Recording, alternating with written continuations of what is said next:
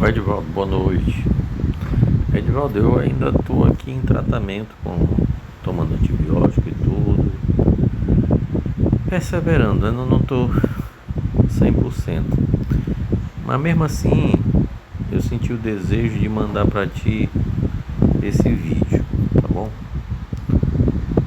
Ó, Apocalipse capítulo 12, verso 9 diz assim: E foi precipitado o grande dragão, a antiga serpente que se chama Diabo e Satanás, que engana todo mundo, foi precipitado na terra, e seus anjos foram precipitados com ele. Veja, o inimigo, a Bíblia chama ele de enganador, que engana o mundo inteiro.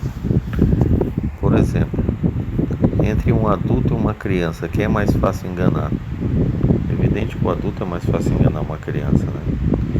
Imagina Satanás, que tem 6.000 anos de experiência no pecado. Como ele faz para enganar o ser humano? O ser humano às vezes está sendo enganado, iludido, achando que está buscando uma saída boa, que está caindo nas garras do inimigo. Não consegue enxergar que está sendo enganado. Entendeu? Mas a Bíblia adverte, mostrando que o inimigo foi lançado para cá e que tem esse objetivo, enganar o mundo inteiro. E eu sempre digo, eu estou no mundo, você está no mundo, nós estamos sujeitos.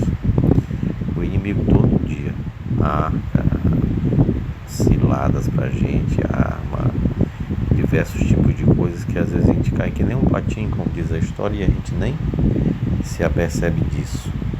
Tem um outro texto aqui, ó. Esse texto aqui, ele já mostra o inimigo em operação. 1 Pedro 5,8 diz assim: estejam alertas e vigiem. O diabo, o inimigo de vocês, anda ao redor como leão, rugindo e procurando a quem possa devorar. Eu espero que você, a gente nunca tenha a oportunidade de estar numa circunstância, numa selva, diante de um leão faminto, rugindo, porque nós vamos ser presas fáceis, né?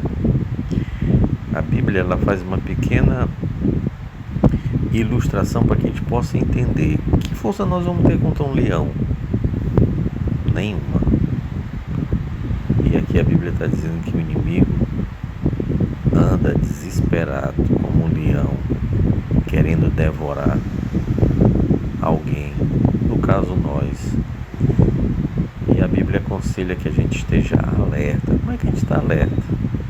Só tem um jeito de estar alerta: lendo a Bíblia, estudando a palavra de Deus, estando em oração, falando do amor de Deus, tendo comunhão com a igreja, tendo comunhão contínua com Deus. É a única maneira.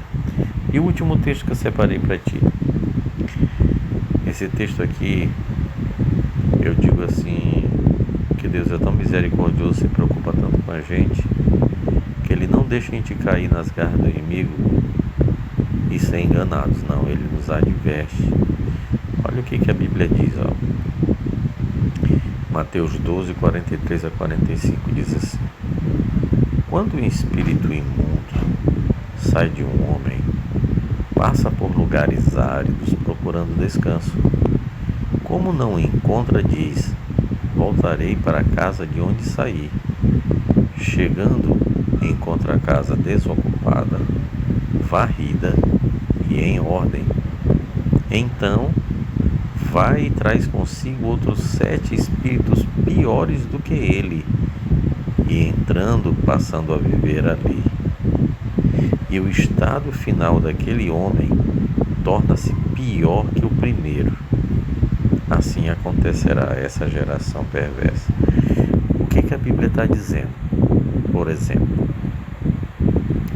eu ou uma outra pessoa, um homem, sei lá, que teve na vida vícios, né? Aí o que acontece? A verdade bate no coração dele, ele aceita.